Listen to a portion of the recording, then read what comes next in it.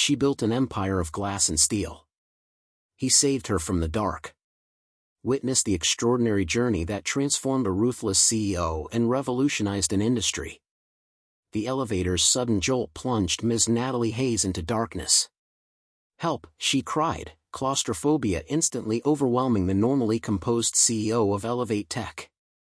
Her panicked voice echoed through the empty stairwell of the modest apartment building, her temporary refuge after her company's stock had plummeted amid scandal. 2 floors up, Mr. Ryan Coleman froze mid-step, his military-trained instincts immediately alert. "Daddy, someone's crying," whispered 6-year-old Emma, clutching her ballet bag. Ryan assessed the situation in seconds. "Stay here, princess," he instructed, already moving toward the elevator shaft. Setting his powerful frame against the metal doors, he began to force them apart with sheer muscular strength, unaware that the woman he was about to rescue would one day change the course of his life. Ryan's hands gripped the elevator doors, his biceps straining against the fabric of his shirt as he braced his feet firmly on the landing. Years of military training and maintaining his physical fitness as both therapy and necessity had given him exceptional strength. Emma watched in awe as her father's determination manifested in the slow separation of the heavy metal doors. "Go, Daddy! You can do it," she cheered, jumping excitedly on the landing. The doors resisted stubbornly, designed specifically to prevent forced entry. But Ryan's resolve was stronger than any safety mechanism. With a grunt of effort that echoed through the stairwell, he forced the doors to part an inch, then 2. Sweat beaded on his forehead as the gap widened.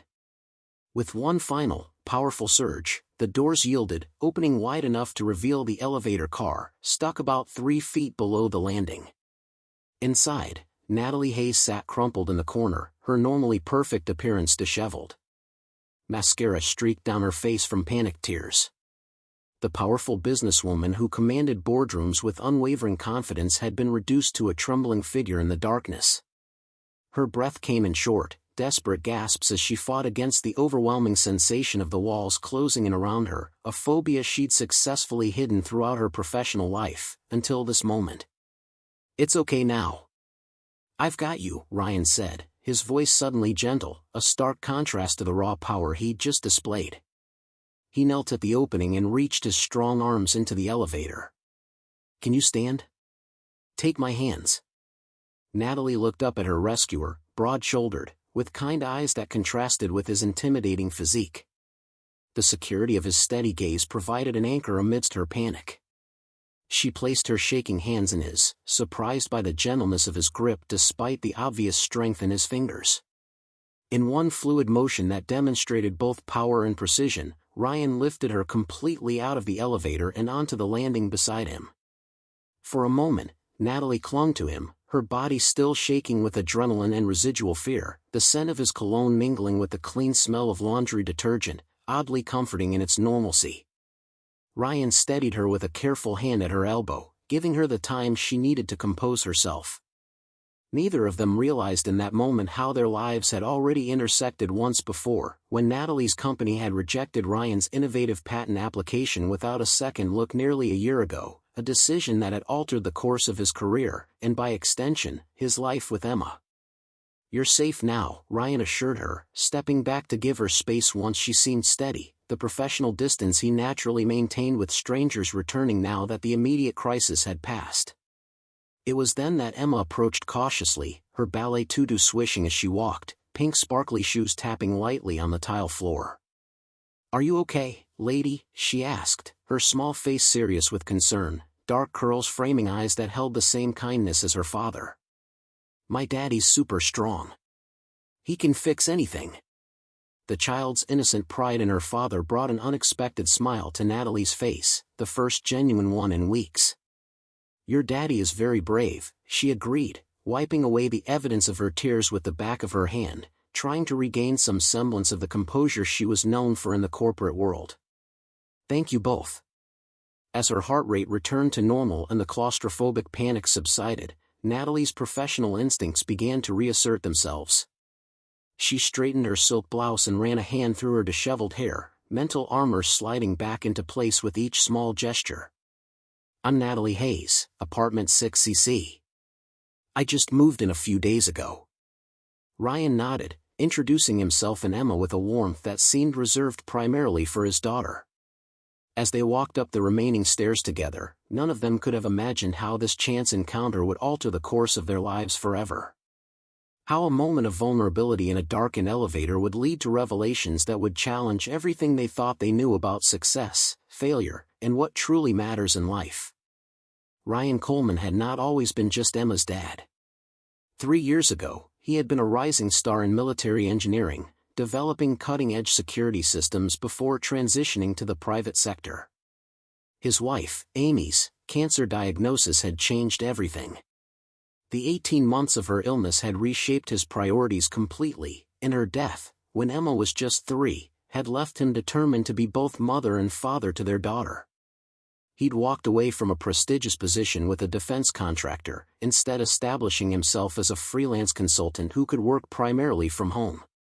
The modest apartment in Brookside Heights wasn't what he'd envisioned for his life, but it provided stability for Emma, and that was all that mattered to him now. Natalie Hayes' path to the elevator crisis had been entirely different. The daughter of ambitious academics, she had been raised on a strict diet of achievement and excellence. By 35, she had transformed Elevate Tech from a promising startup into a publicly traded company valued at over $2 billion. But success had come with isolation. 70-hour work weeks left little time for personal connections, and her ruthless business instincts had earned her the nickname the Terminator among competitors. The recent security breach at Elevate Tech had been the first major crisis of her tenure as CEO, sending the company's stock plummeting and putting her leadership under scrutiny. Her temporary relocation to Brookside Heights was meant to be a strategic retreat, a place to regroup away from the financial press's constant attention. The following Saturday, Natalie was organizing her still half-unpacked apartment when a knock came at her door. Opening it, she found Emma Coleman standing there with a homemade card, her father hovering a few steps behind with an apologetic expression. "Emma insisted on inviting you herself," Ryan explained as the little girl thrust the glitter-covered invitation forward. "I'm having a birthday party next Saturday. I'm turning 7. Daddy's making a rocket cake and we're doing science experiments. You have to come because you're our neighbor and Daddy says neighbors should be friends." The stream of enthusiastic information was delivered with such earnestness that Natalie found herself charmed despite her usual aversion to children's parties. "Emma, Miss Burke is probably very busy," Ryan started. But Natalie surprised herself by interrupting. "Actually, I'd love to come," she said, kneeling to Emma's level. "Thank you for inviting me." The smile that bloomed across the child's face was like sunshine breaking through clouds. As Emma skipped back down the hallway to deliver more invitations, Ryan lingered momentarily. "You don't have to come if you're busy," he said quietly. Emma understands adults have commitments. Something in his considerate tone, so different from the demanding entitlement she encountered in her corporate life, made Natalie all the more determined. "I want to come," she insisted. "It's been a difficult few weeks. A birthday party sounds like exactly what I need." What she didn't say was how lonely her new apartment felt after the adrenaline-filled days at Elevate Tech headquarters. How the silence sometimes seemed to press in on her like the walls of that elevator. The week passed in a blur of crisis management for Natalie. Elevate Tech lawyers were fighting the patent infringement claims, but investor confidence was shaken. She worked remotely from her apartment, taking video calls and analyzing market data until her eyes burned. By Saturday, the promise of cake and children's laughter felt like an oasis in a desert of spreadsheets and legal jargon. She spent an embarrassing amount of time selecting an appropriate gift, finally settling on a beginner's robotics kit that the store clerk assured her was perfect for scientifically inclined 7-year-olds. When she arrived at the Coleman's apartment, she was surprised by how nervous she felt, more anxious than before presenting to a room of skeptical investors. The door opened to reveal Ryan in a science dad apron, flour dusting his forearms. Behind him, 6 children in safety goggles were gathered around the kitchen table, while an impressive rocket-shaped cake dominated the counter. "You came?"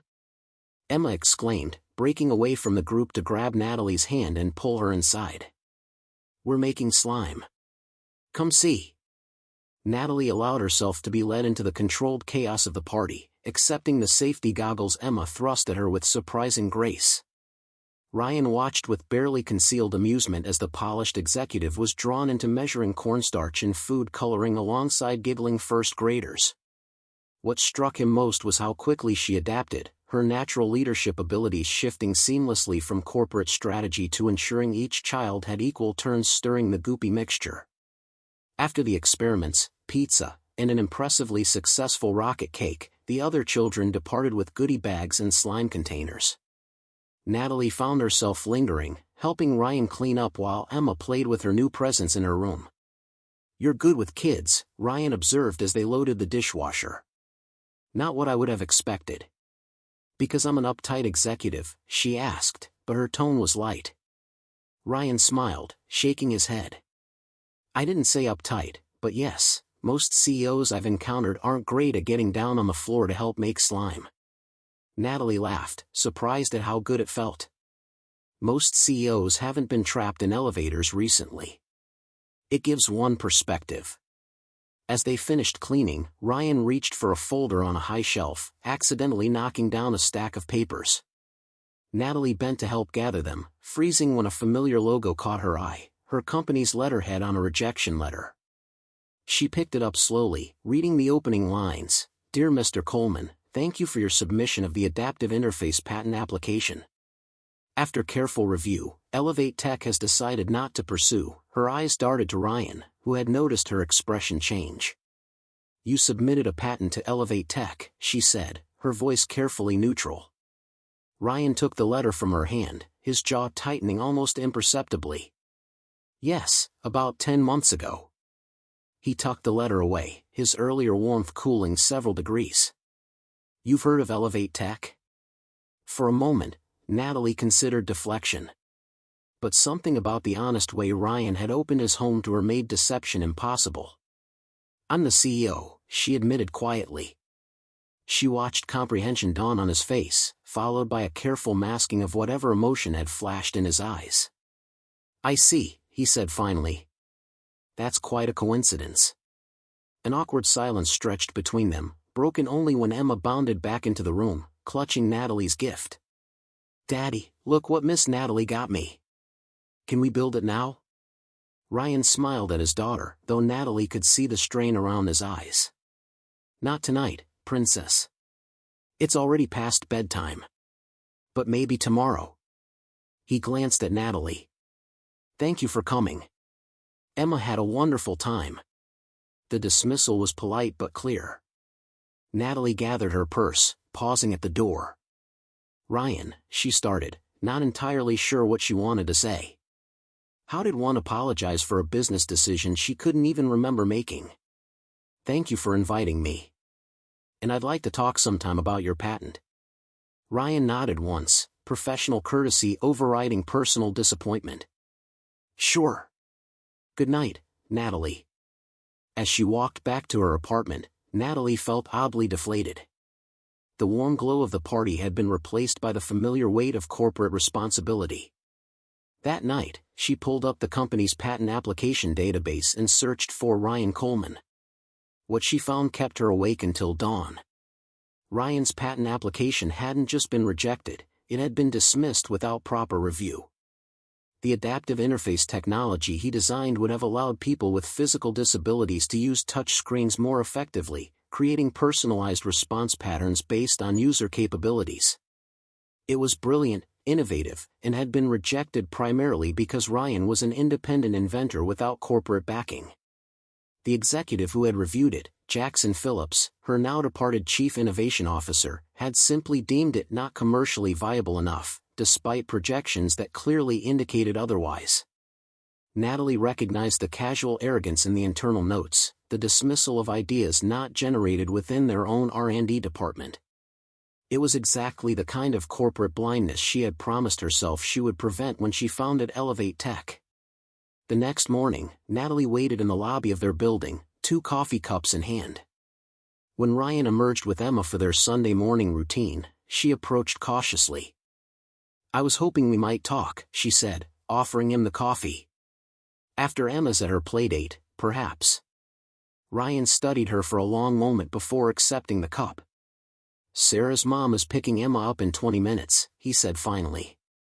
"You can come back around 10 o'clock. It wasn't exactly warm, but it was an opening. Natalie nodded, relief washing through her. "I'll bring bagels," she promised. Emma looked between them curiously. "Are you and Daddy going to be friends?" she asked with a child's directness. Natalie smiled at her. "I hope so, Emma. I really hope so." At precisely 10 o'clock, Natalie knocked on the Coleman's door, a bag of fresh bagels in hand. Ryan let her in, the apartment noticeably quieter without Emma's exuberant presence. "I looked up your patent application," Natalie said, diving straight to the point as they sat at the kitchen table. "It should never have been rejected." Ryan's expression remained carefully neutral. "Business decisions get made every day. I've moved on." But the subtle tightening of his hand around his coffee mug told a different story. Natalie shook her head, placing her tablet between them with his application displayed. "This wasn't a business decision. It was bureaucratic laziness and institutional arrogance. Your design is brilliant, Ryan. It could help thousands of people." For the next hour, they discussed the technical specifications of his invention. As Ryan explained the inspiration, watching a child with cerebral palsy struggle with standard touch screens, his professional reserve melted away, replaced by the passionate engineer Natalie recognized. The spark of genuine innovation. The human-centered thinking that drove truly meaningful technology. "Why didn't you submit it elsewhere after we rejected?" she asked finally. Ryan's expression clouded. "My wife died 6 months before I submitted it. Cancer. The application process took everything I had emotionally at the time, while also caring for Emma. When it was rejected," he shrugged, "I had to prioritize. Emma needed stability more than I needed to fight corporate windmills." The personal revelation hung in the air between them. Natalie thought about the man who had pried open elevator doors with his bare hands to rescue a stranger, who created science experiments for his daughter's birthday, who put aside his own dreams to ensure his child's security. "I want to make this right," she said finally. "Not because you saved me from the elevator. Because it's the right thing to do. And because your invention deserves to exist in the world." Ryan studied her face, searching for insincerity or corporate calculation. Finding none, he nodded slowly. "What exactly are you proposing?" Natalie leaned forward, energized in a way she hadn't felt since the early days of founding her company. "A proper review for starters. And if it's as good as I believe it is, a development partnership that respects your ownership of the concept." Over the following weeks, a new pattern emerged in the lives of the building's most unlikely neighbors. Ryan's patent application underwent a thorough review by Elevate Tech's best engineers, all of whom confirmed Natalie's assessment of its brilliance. Meanwhile, Emma's robot kit became a bridge between the three of them, with evening building sessions becoming a regular occurrence. Natalie, who had never considered herself good with children, found herself enchanted by Emma's curiosity and unfettered imagination. And Ryan, despite his initial weariness, couldn't help but appreciate the way Natalie engaged with his daughter, never talking down to her, always challenging her to think one step further. "Why don't you have any kids?" Emma asked one evening as they adjusted the robot's sensor array. The question caught Natalie off guard. She looked to Ryan, expecting him to intervene with a lesson on inappropriate personal questions. But he merely raised an eyebrow, equally curious about her answer. "I've been focused on building my company," Natalie said finally. "It's a bit like raising a child in some ways. It needs constant attention and care to grow properly." Emma considered this seriously. "But a company can't hug you back," she observed with devastating simplicity. "And it doesn't make you birthday cards." Ryan nearly choked on his coffee, but Natalie merely nodded. "That's very true, Emma. I hadn't thought of it quite that way before." As spring blossomed in Chicago, so too did something unexpected between Ryan and Natalie. It wasn't just the patent development, which was progressing rapidly toward a prototype phase. It was the small moments, Ryan instinctively reaching out to steady Natalie when she stumbled on the stairs, Natalie remembering exactly how he took his coffee, the lingering goodnight at her door after Emma had fallen asleep during movie night. Neither of them acknowledged it directly, both too scarred by past losses, too wary of future complications, but it was there, in the glances that lasted a beat too long, in the way they gravitated toward each other in shared spaces. Their comfortable routine was shattered on a Tuesday morning when Ryan received an urgent text from Natalie, "Turn on business news now." On the screen, Ryan saw the headline scrolling across the bottom, "Rival Tech announces groundbreaking adaptive interface for disabled users." The technology being described was eerily similar to his own patent application, the one that was still under confidential review at Elevate Tech. The reporter was praising Rival Tech's CEO Andrew Morgan for his innovative vision and commitment to accessibility. Ryan felt his stomach drop as his phone rang. "Did you see it?" Natalie's voice was tight with controlled fury. "I'm already investigating how this happened. This is corporate espionage, plain and simple." But online speculation was already building in a different, more damaging direction. By afternoon, tech blogs were questioning whether Elevate Tech's CEO had deliberately passed Ryan's technology to their competitor as revenge for some unknown slight. The narrative was absurd, but in the volatile world of tech journalism, it gained traction with alarming speed. Conspiracy theories flourished. Had Natalie used Ryan's invention to save her struggling company's stock price? Was their coincidental meeting in the same building actually an elaborate setup? By evening, photographers had discovered their building, camping outside to capture images of the scheming CEO and the duped inventor. Ryan watched the chaos unfold with growing concern.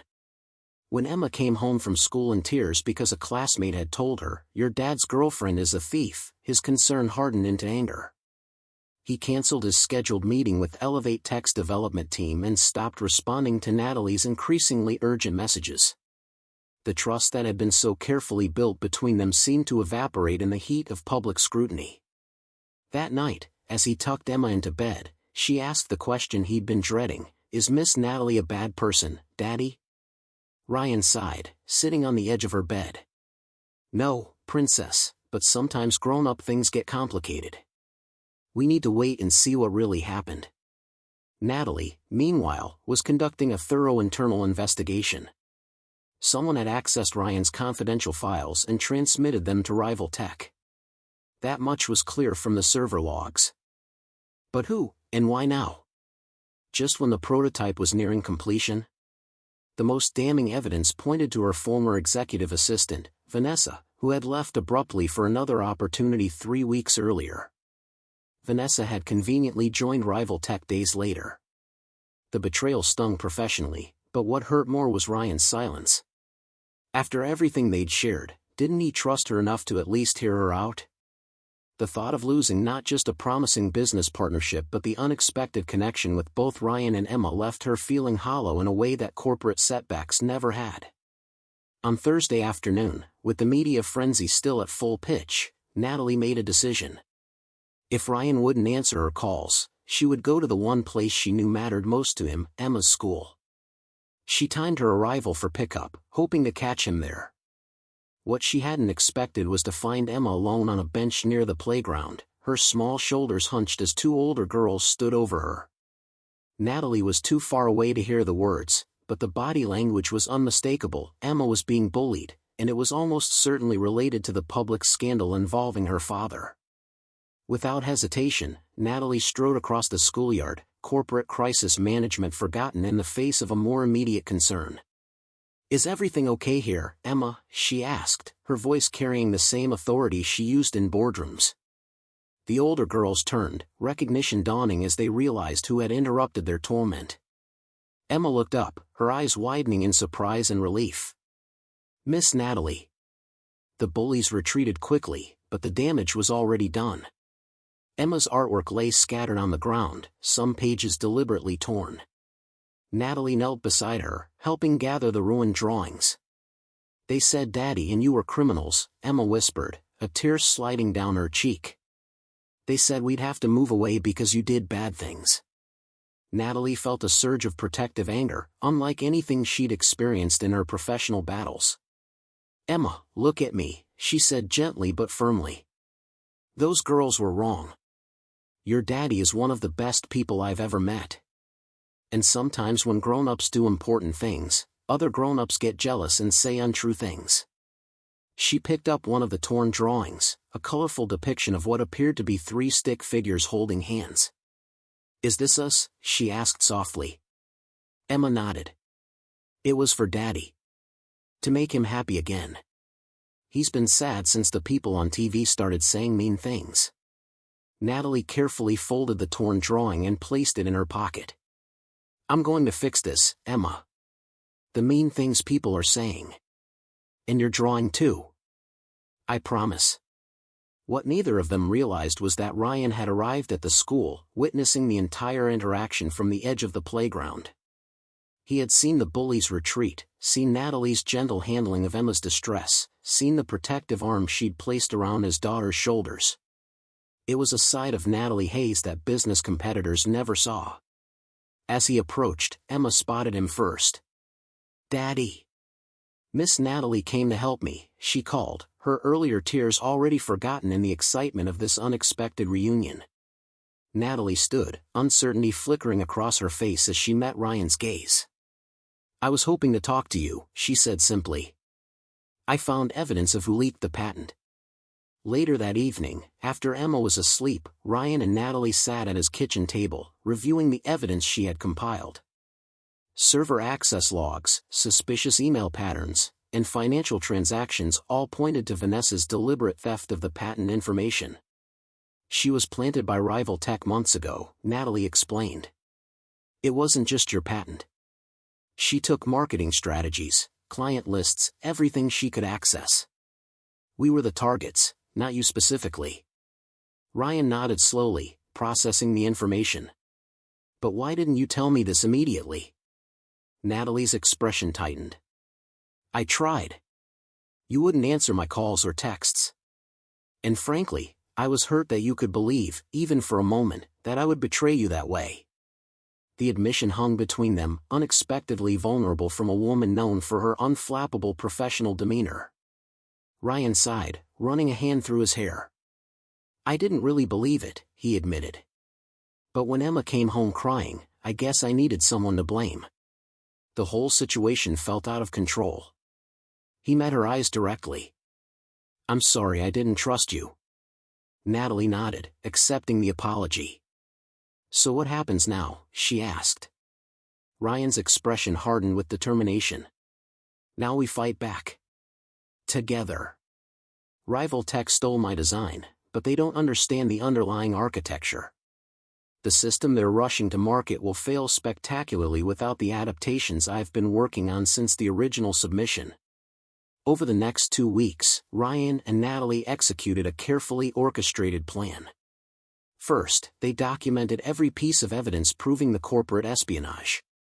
Then, rather than pursuing a lengthy legal battle, they accelerated development of the improved version of Ryan's technology. Natalie leveraged her media contacts to arrange a major technology demonstration that would coincide exactly with Rival's official product launch. The pressure was intense, with both of them working late into the night after Emma was asleep. But there was something different about this kind of pressure. They were fighting for something that mattered, side by side. The night before the demonstration, Ryan found Natalie still working in his living room well past midnight, surrounded by presentation notes. You should get some sleep, he said, offering her a cup of tea. She accepted it gratefully, rubbing her tired eyes. So should you. Big day tomorrow. They sat in companionable silence for a moment before Natalie spoke again.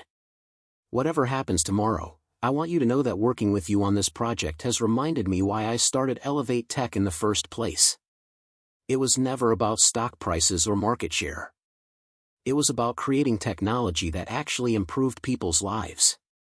Ryan studied her face in the soft lamplight, seeing beyond the CEO to the passionate innovator beneath. We make a good team, he said simply.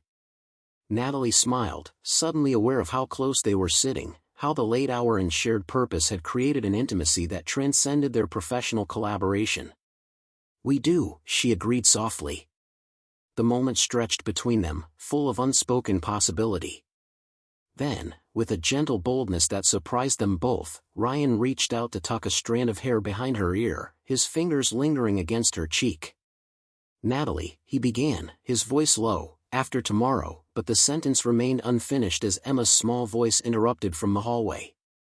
"Daddy. I had a bad dream." The moment broke, but the promise of it remained as they exchanged a look of mutual understanding before Ryan went to comfort his daughter.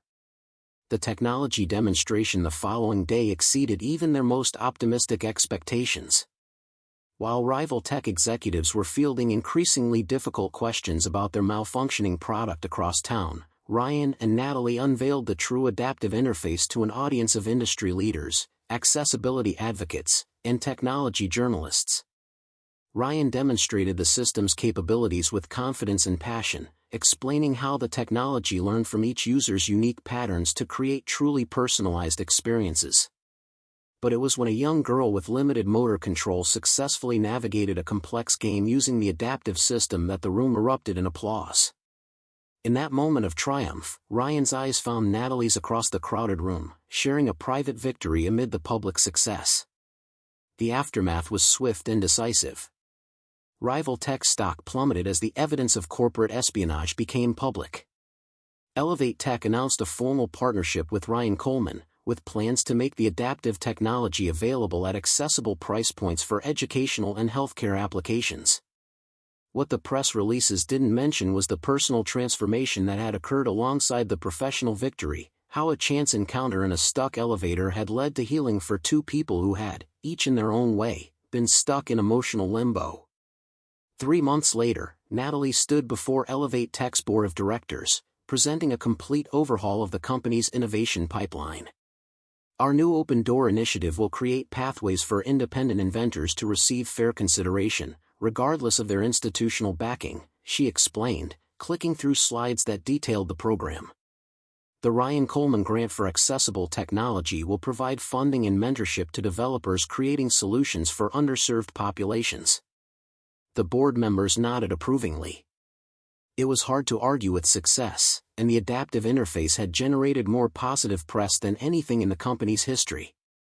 And speaking of Ryan Coleman, the board chair commented as the presentation concluded, "We understand he's considering our offer to join as Director of Innovation." Natalie smiled. "He is." The flexible schedule was key. His priority remains being there for his daughter. What she didn't share was how that priority had expanded to include herself, family dinners at her apartment, weekend outings to Chicago's museums, quiet evenings helping Emma with increasingly complex robot designs.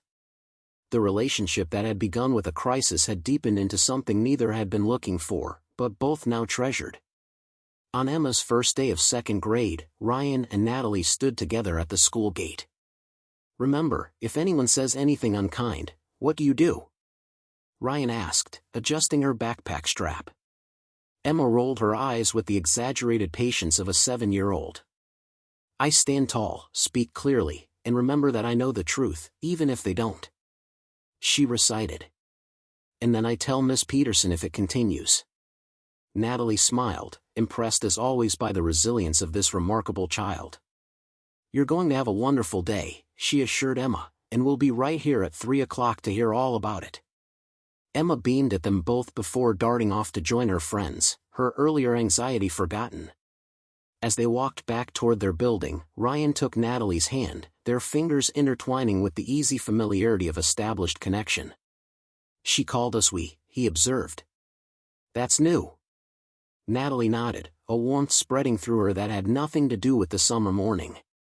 "Is that okay?" she asked, a rare moment of uncertainty from the normally decisive executive. Ryan stopped walking, turning to face her directly. "More than okay," he said softly. "Emma asked me last night if you were going to be her new mom someday." Natalie's breath caught. "What did you tell her?" Ryan smiled. The same smile that had first reassured her when he pulled her from the darkened elevator. "I told her that some questions are for grown-ups to figure out first, but that you already make us happier than we've been in a very long time." Natalie stepped closer, professional composure momentarily abandoned as she rested her forehead against his chest. You know, most relationship milestones don't involve corporate espionage and public technology demonstrations, she murmured. Ryan laughed, the sound rumbling pleasantly against her ear. We've never done things the conventional way, he pointed out, starting with getting stuck in an elevator and having to be rescued by a suspiciously muscular engineer. Natalie looked up at him, her expression turning serious despite her smile. Best elevator malfunction of my life, she said softly. As they continued their walk home, plans for the day's work already being discussed, they passed the elevator that had first brought them together. The out-of-order sign was long gone. The mechanism finally repaired properly. Want to test it out? Ryan asked with a mischievous grin. Prove you've conquered your claustrophobia. Natalie hesitated only briefly before nodding. With you? I'm not afraid. They stepped inside together, the doors closing on the outside world. As the elevator began its smooth ascent, Natalie leaned into Ryan's solid presence, reflecting on how sometimes the moments that seem most like entrapment can actually be the first step toward freedom, if only the right person comes along to help force the doors. If this story touched your heart and made you reflect on the transformative power of small gestures, don't forget to subscribe to the channel for more stories that reveal how true greatness often hides in the most unlikely corners of society, and how the best revenge against an unjust system is to rebuild it with your own values.